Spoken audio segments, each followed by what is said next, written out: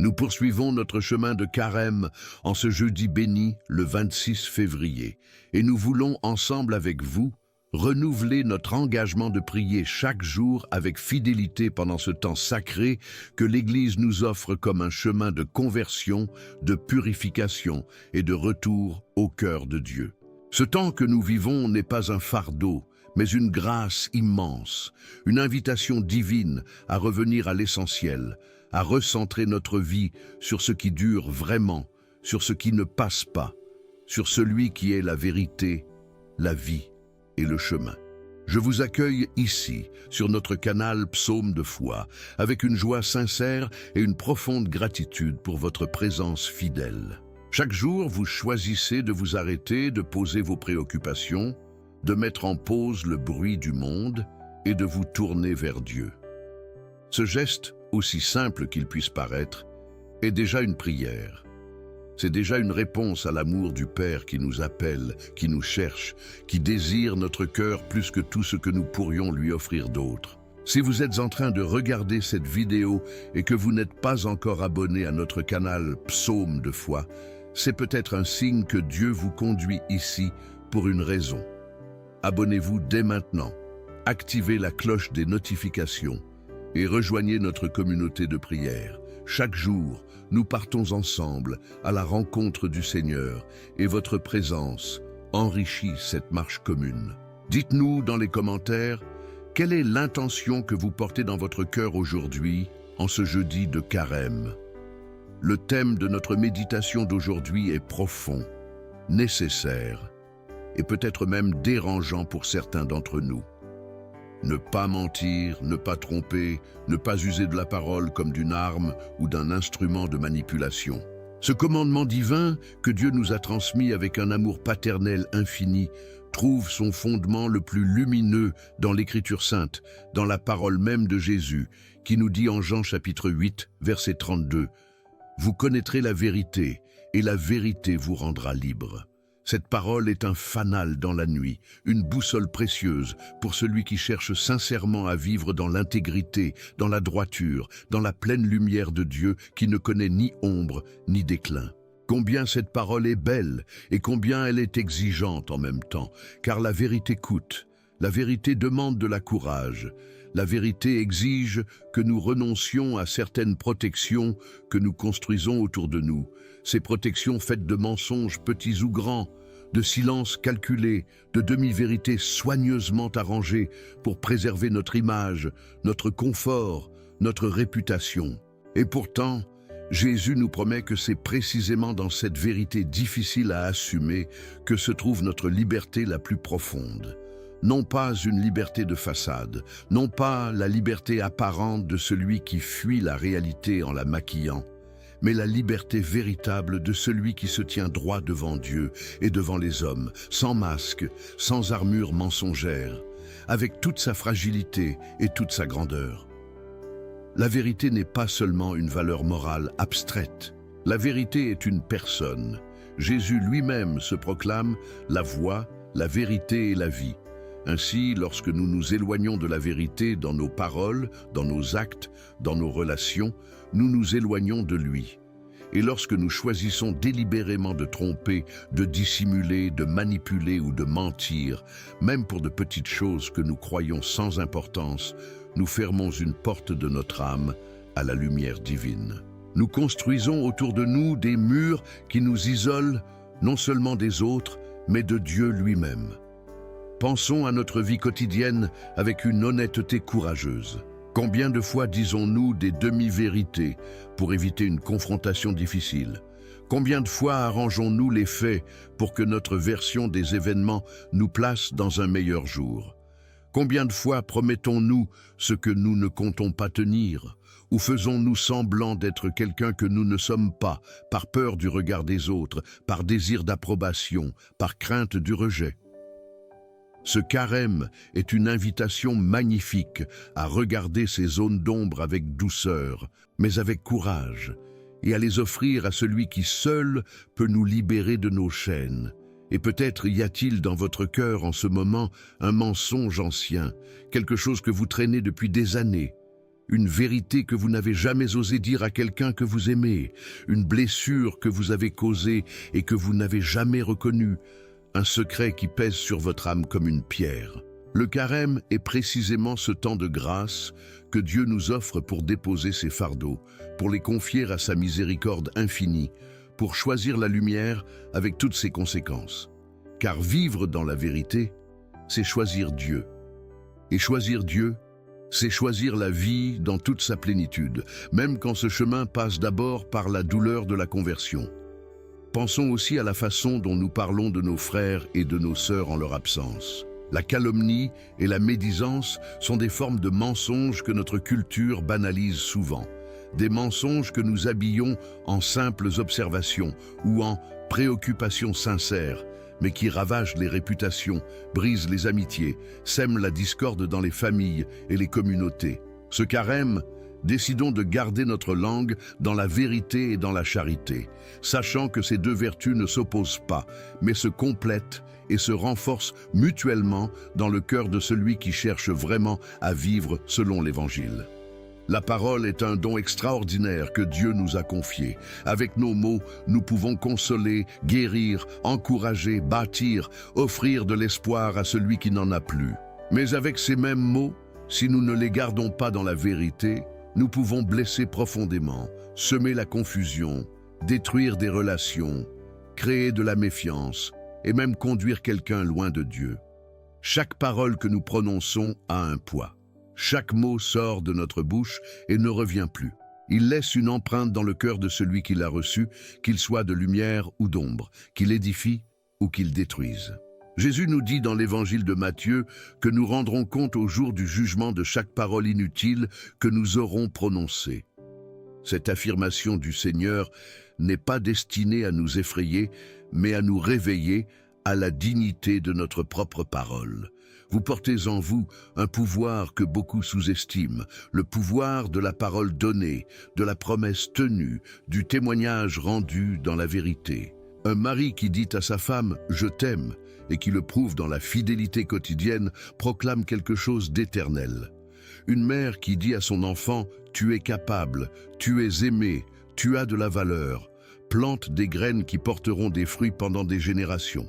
Un ami qui dit la vérité difficile à l'ami qui s'égare, avec amour et patience, accomplit un acte de charité héroïque. Voilà ce que nous sommes appelés à être, des gardiens de la vérité dans un monde qui la relativise et la fuit.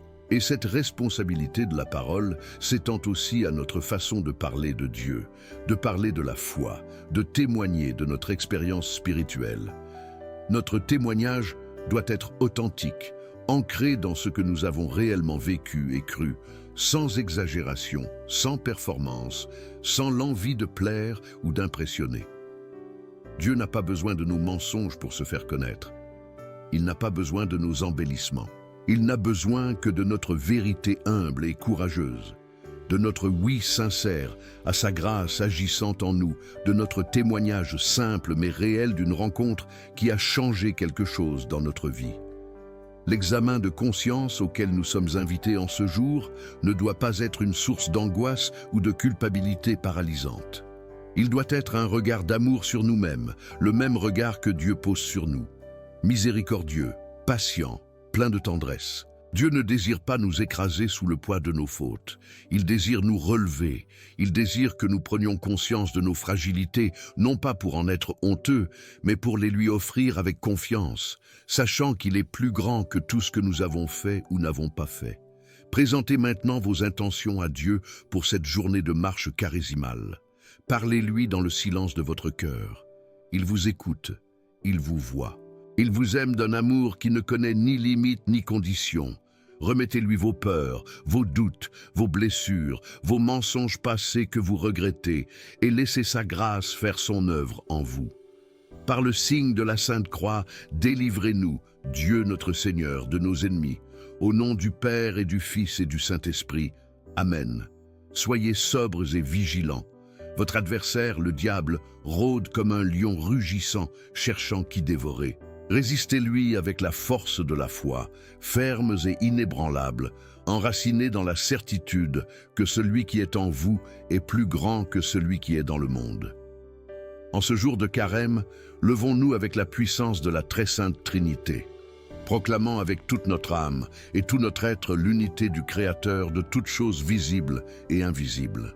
Je me lève aujourd'hui fort de la puissance de Dieu qui me guide, de la sagesse de Dieu qui m'instruit, de l'œil de Dieu qui veille sur moi, de l'oreille de Dieu qui m'écoute, de la parole de Dieu qui parle pour moi, de la main de Dieu qui me protège, du chemin de Dieu qui s'ouvre devant moi, du bouclier de Dieu qui me couvre, de l'armée de Dieu qui me défend contre les pièges du démon, contre les tentations du vice, contre ceux qui me veulent du mal, de près ou de loin, agissant seul ou en groupe.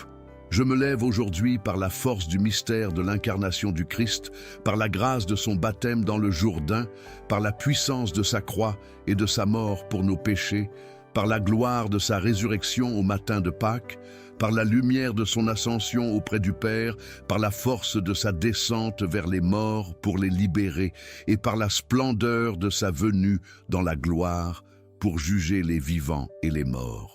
Je me lève aujourd'hui dans la communion des anges et des archanges, dans la prière des patriarches et des prophètes, dans la proclamation des apôtres, dans la foi des confesseurs, dans l'innocence des vierges consacrées, dans les actes de tous les bienheureux qui nous précèdent, dans la lumière éternelle, et dans l'espérance vivante de la résurrection des corps et de la vie du monde à venir. Que la force de Dieu me conduise. Que la puissance de Dieu me soutienne, que la sagesse de Dieu m'éclaire, que le regard de Dieu me surveille, que l'oreille de Dieu m'entende, que la parole de Dieu fasse de moi un témoin éloquent, que la main de Dieu me garde de tout mal, que le chemin de Dieu soit toujours devant mes pas, que le bouclier de Dieu me protège contre toute flèche enflammée du malin, que l'armée céleste de Dieu me défende contre les stratagèmes du démon, contre les pièges des tentations multiples, contre tous ceux qui me veulent du mal, près ou loin de moi, agissant seul ou en coalition. J'invoque aujourd'hui ces forces pour me protéger contre tout mal, contre toute force cruelle qui menace mon corps et mon âme, contre les enchantements des faux prophètes, contre les lois obscures du paganisme et de l'idolâtrie, contre les doctrines mensongères des hérétiques, contre les arts de la sorcellerie et de la magie noire, contre tout savoir qui corrompt la chair et l'esprit, contre tout ce qui éloigne mon cœur de Dieu et de sa lumière. En ce jour, que le Christ me garde contre le vent et la tempête, contre le feu et les eaux déchaînées, contre les blessures visibles et invisibles, contre tout ce qui pourrait m'éloigner de la grande récompense que Dieu prépare pour ceux qui l'aiment et qui persévèrent jusqu'au bout dans sa grâce. Christ avec moi, Christ devant moi, Christ derrière moi, Christ en moi, Christ au-dessous de moi, Christ au-dessus de moi, Christ à ma droite, Christ à ma gauche, Christ quand je me couche, Christ quand je m'assieds, Christ quand je me lève, Christ dans le cœur de tous ceux à qui je parle, Christ sur les lèvres de tous ceux qui me parlent, Christ dans tous les yeux qui me regardent, Christ dans toutes les oreilles qui m'écoutent, Christ dans toutes les mains qui me tendent secours, Christ dans tout être humain qui croise ma route en ce jour. Que Dieu se lève et que ses ennemis soient dispersés, par l'intercession de la bienheureuse Vierge Marie, Mère de Dieu et notre Mère, par la puissance de Saint Michel Archange, Prince des milices célestes, et par la prière de toutes les légions du ciel, que soient dispersés tous les ennemis de notre âme, et que fuient loin de nous tous ceux qui haïssent la lumière de Dieu. Au nom du Père et du Fils et du Saint-Esprit. Amen. Notre Père qui es aux cieux, que ton nom soit sanctifié, que ton règne vienne, que ta volonté soit faite sur la terre comme au ciel. Donne-nous aujourd'hui notre pain de ce jour. Pardonne-nous nos offenses, comme nous pardonnons aussi à ceux qui nous ont offensés. Et ne nous laisse pas entrer en tentation, mais délivre-nous du mal. En ce carême et tous les jours de notre vie, délivre-nous du mal. Délivre-nous du mal. Délivre-nous du mal. Délivre-nous du mal. Délivre-nous du mal, délivre-nous du mal, délivre-nous du mal, délivre-nous du mal, délivre-nous du mal. car c'est à toi qu'appartiennent le règne, la puissance et la gloire, pour les siècles des siècles. Amen. Je vous salue Marie, pleine de grâce, le Seigneur est avec vous. Vous êtes bénie entre toutes les femmes, et Jésus, le fruit de vos entrailles, est béni. Sainte Marie, Mère de Dieu, priez pour nous, pauvres pécheurs, maintenant et à l'heure de notre mort. Amen. Ô Marie, conçue sans péché, priez pour nous qui avons recours à vous, et pour tous ceux qui n'ont pas recours à vous, spécialement pour les ennemis de la Sainte Église, et pour tous ceux qui vous sont recommandés. Amen. Enfin, mes frères et mes sœurs, fortifiez-vous dans le Seigneur et dans sa force toute puissante. Revêtez l'armure de Dieu pour pouvoir résister aux manœuvres du diable. Car nous n'avons pas à lutter contre des êtres de chair et de sang, mais contre les principautés et les puissances, contre les maîtres de ce monde de ténèbres, contre les esprits du mal qui habitent les espaces célestes. Prenez donc l'armure de Dieu, afin de pouvoir résister aux moments mauvais et après avoir tout accompli, tenir ferme. Tenez donc ferme, ayez la vérité pour ceinture, la justice pour cuirasse, et mettez-vous aux pieds les chaussures du zèle pour l'évangile de la paix. En toutes circonstances, prenez le bouclier de la foi, avec lequel vous pourrez éteindre toutes les flèches enflammées du malin. Prenez le casque du salut et le glaive de l'esprit, c'est-à-dire la parole de Dieu. Priez en tout temps par l'Esprit. À cet effet, veillez sans vous lasser en intercédant pour tous les membres du peuple saint. Amen. Père qui es aux cieux, la foi que tu nous as accordée en ton Fils Jésus-Christ, notre frère et notre Seigneur, et la flamme de la charité répandue dans nos cœurs par l'Esprit Saint, éveillent en nous l'espérance bienheureuse de la venue de ton règne. Que ta grâce nous transforme en semeurs diligents des graines de l'Évangile qui fermentent l'humanité tout entière dans l'attente confiante des cieux nouveaux et de la terre nouvelle. Que ton amour infini nous garde sur ce chemin de carême, que la puissance de ta parole démantèle en nous tout ce qui n'est pas de toi, et que la lumière de ta présence illumine chacun de nos pas vers Pâques, vers la victoire définitive de la vie sur la mort, de la lumière sur les ténèbres, de l'amour sur tout ce qui divise et détruit. À toi, Dieu béni dans l'éternité, louange et gloire pour les siècles des siècles. Amen. Le Seigneur soit avec vous. Il est au milieu de nous. Notre protection est dans le nom du Seigneur qui a fait le ciel et la terre. Que le Seigneur Jésus-Christ soit avec toi pour te protéger, devant toi pour te conduire, derrière toi pour te garder, qu'il veille sur toi, te conserve et te bénisse en ce carême et chaque jour de ta vie. Amen.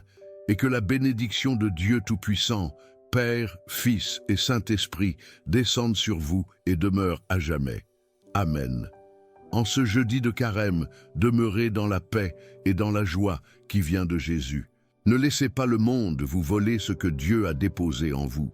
Portez en vous la lumière du Christ et soyez cette lumière pour ceux qui vous entourent, pour ceux qui souffrent, pour ceux qui cherchent sans encore trouver. Il y a quelque chose de profondément libérateur dans le fait de choisir la vérité, même quand cela nous coûte. Il y a une légèreté qui vient de l'intérieur, une paix que le monde ne peut ni donner ni enlever, que l'on ressent lorsque l'on a renoncé à ses propres mensonges et que l'on s'est remis dans les mains de Dieu avec toute son histoire, avec toutes ses fragilités, avec toutes ses contradictions. C'est cela la conversion du carême, non pas devenir parfait d'un coup, non pas effacer le passé par un effort héroïque de la volonté, mais revenir à la vérité de soi-même devant Dieu, avec humilité, avec confiance, avec l'espérance ferme que lui, qui a commencé en nous une bonne œuvre, saura la mener à son achèvement jusqu'au jour du Christ Jésus. Peut-être que certains d'entre vous traversent en ce moment une période particulièrement difficile, une période de doute, de découragement, peut-être même de tentation de tout abandonner. Peut-être que la prière vous semble difficile, que le silence de Dieu vous pèse, que les épreuves s'accumulent et que vous commencez à vous demander si votre foi a encore un sens. Je vous dis, avec toute la conviction de mon cœur, tenez bon. Le carême n'est pas seulement une belle période liturgique. C'est le temps où Dieu travaille le plus profondément dans l'âme qui consent à se laisser modeler par sa grâce. Les moments de désert que vous traversez ne sont pas des signes d'abandon. Ils sont souvent les signes les plus sûrs d'une présence divine à l'œuvre, d'un Dieu qui creuse en nous un espace plus grand pour y déposer sa gloire. Cette marche charésimale que nous faisons ensemble chaque jour sur ce canal Psaume de foi est une marche de communion. Vous n'êtes pas seul. Des milliers de frères et de sœurs en foi prient avec vous en ce moment même, dans des langues différentes, dans des cultures différentes, mais avec le même cœur qui aspire à Dieu. Cette communion des priants est une réalité mystérieuse et belle, une communion qui traverse les frontières visibles et qui unit tous ceux qui se tournent vers le même Père, avec les mains ouvertes et le cœur disponible. Sentez-vous porté par cette communion aujourd'hui. Et portez à votre tour dans votre prière tous ceux qui souffrent, tous ceux qui cherchent, tous ceux qui doutent encore, mais qui aspirent en secret à quelque chose de plus grand que ce que le monde peut offrir. Et avant de fermer cette vidéo, je voudrais vous inviter une nouvelle fois du fond du cœur. Si cette prière du matin vous a touché, si quelque chose en vous s'est allumé ou s'est apaisé durant ce temps de prière, ne gardez pas cela pour vous seul. Partagez cette vidéo avec quelqu'un que vous aimez, avec un ami qui traverse une période difficile, avec un membre de votre famille qui a besoin de se sentir porté par la prière. Et dans les commentaires, dites-nous, qu'est-ce que Dieu a touché en vous aujourd'hui ? Quelle vérité, peut-être longtemps évitée, avez-vous décidé d'accueillir en ce jour ? Votre témoignage peut être exactement la parole dont quelqu'un d'autre a besoin pour avancer. Et si vous n'êtes pas encore abonné à Psaume de foi, c'est le moment. Rejoignez notre communauté. Grandissons ensemble dans la foi, dans l'espérance et dans l'amour. Un jour à la fois, un carême à la fois, jusqu'à la Pâque éternelle.